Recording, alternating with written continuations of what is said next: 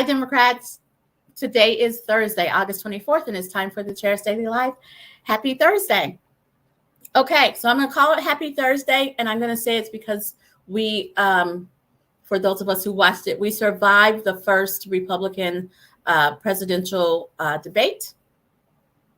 Oh my goodness. I watched it. It was painful. It was absolutely painful. I reluctantly agree with Vivek Ramaswamy, or I think that's how you say his name, when he said that everybody had their rehearsed zingers. Now, the challenge I have to what he said was, so did he. Everyone had their rehearsed zingers, and it was as if they weren't paying attention to the now, and they weren't in the debate as much as they were looking for their opportunity to say their rehearsed zingers. And so the one that everybody's talking about are the super PAC puppets.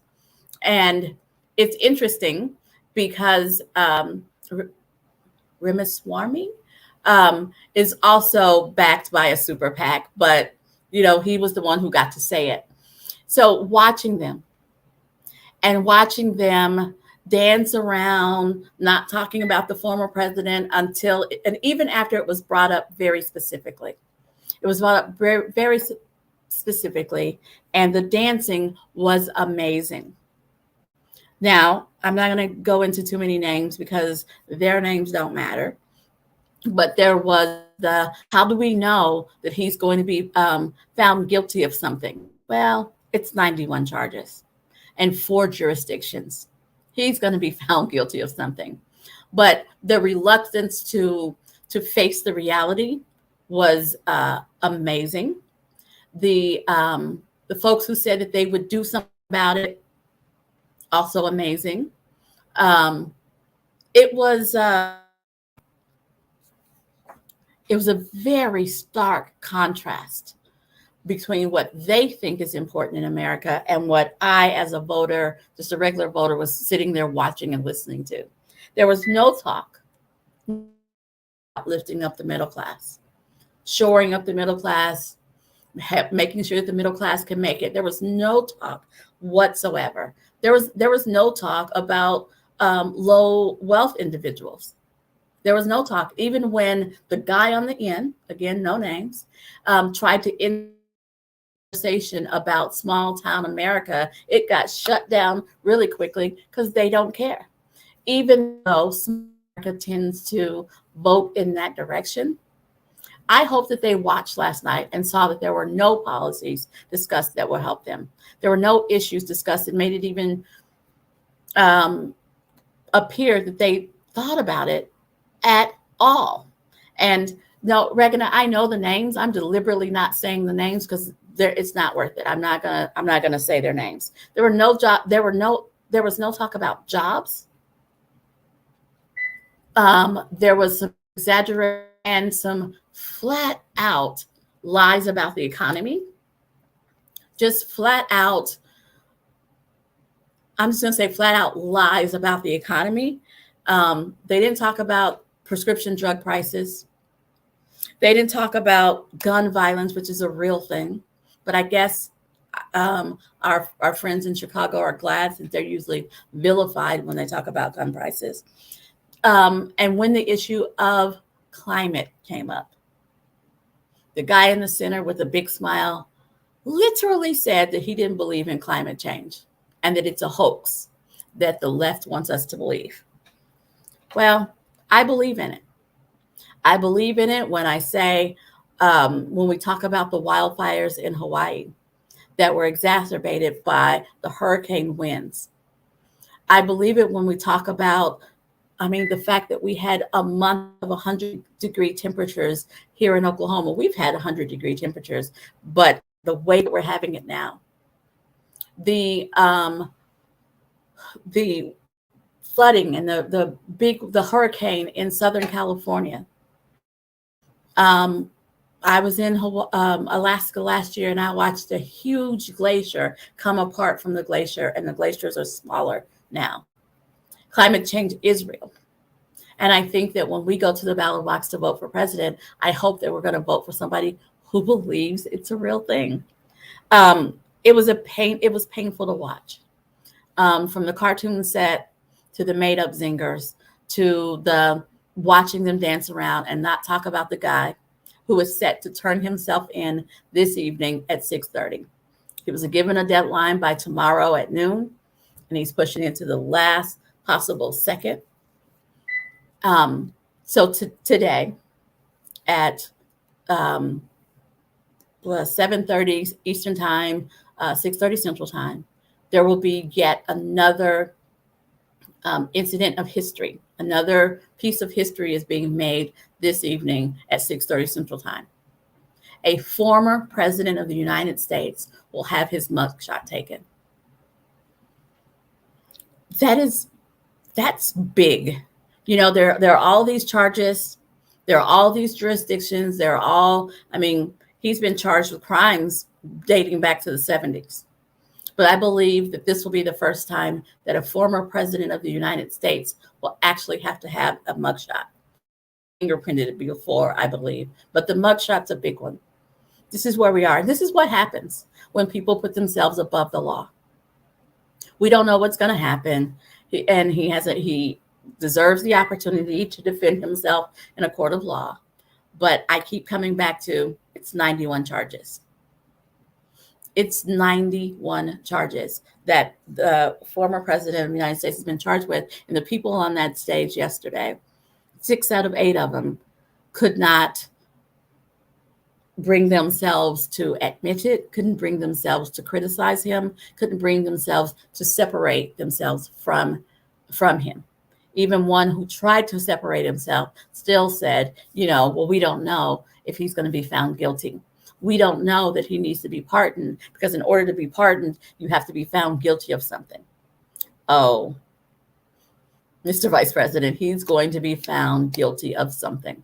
It's 91 charges in 4 different jurisdictions. So I'm going to bring it back to Oklahoma. There was an epic, meaning long, big, long meeting. There was an epic, big, long meeting of the Oklahoma State Department of Education today over the accreditation of Tulsa Public Schools. The conduct around the accreditation of Tulsa Public Schools and how the superintendent of public instruction has handled it has been nothing less than shameful. But today was D-Day. The day was the day that it all came to a head, and Tulsa Public School Board had to attend a meeting to hear whether Tulsa Public Schools was going to stay accredited. Well, earlier in the week, Superintendent Deborah Gist stepped down with the hopes that if she removed herself as a target, perhaps the superintendent of public instruction would then focus on what's good for Tulsa Public Schools. It's a shame that she was pressured to step down because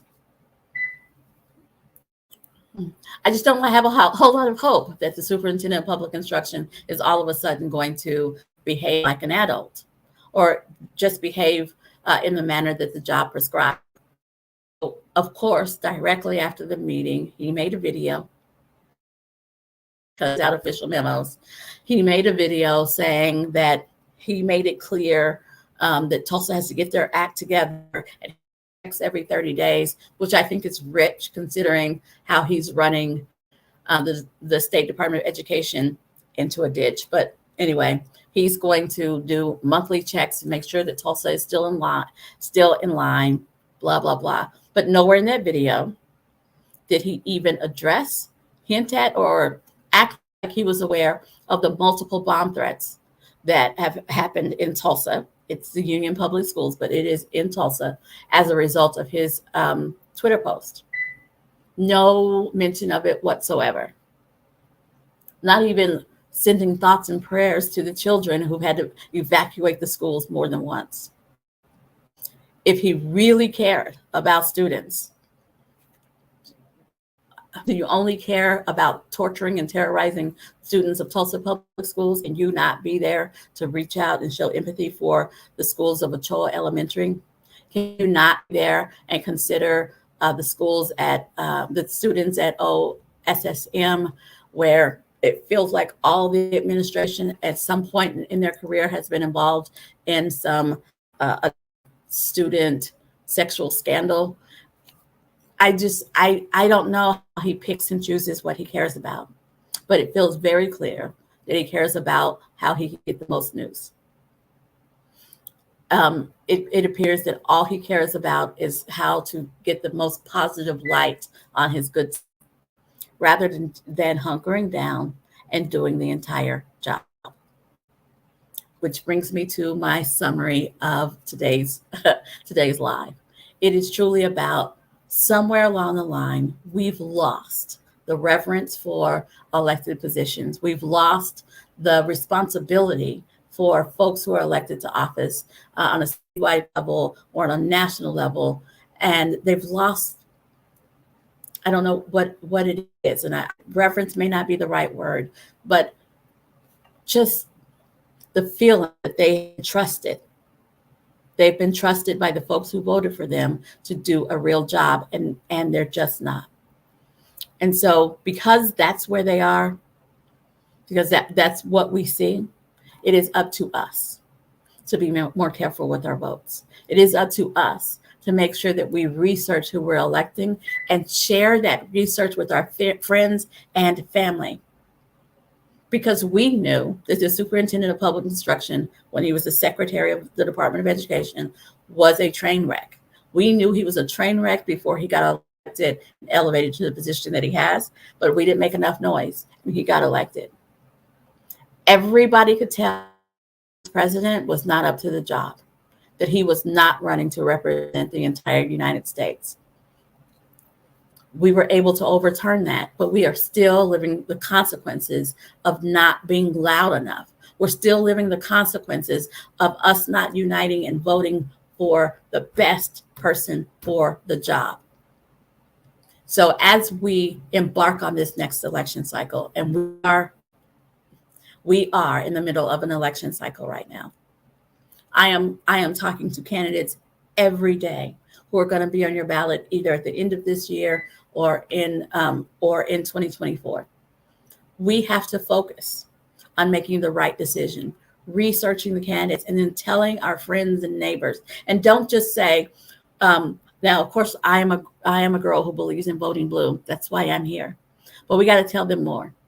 Vote blue because we care about everyone. Vote blue because we have actual policies and plans. We've got to talk to our neighbors, our friends and neighbors, and get them to vote for people who are going to do the job and not just commercials. Okay, thanks for joining me. I'll be back here tomorrow at 4:15. You guys have a great evening.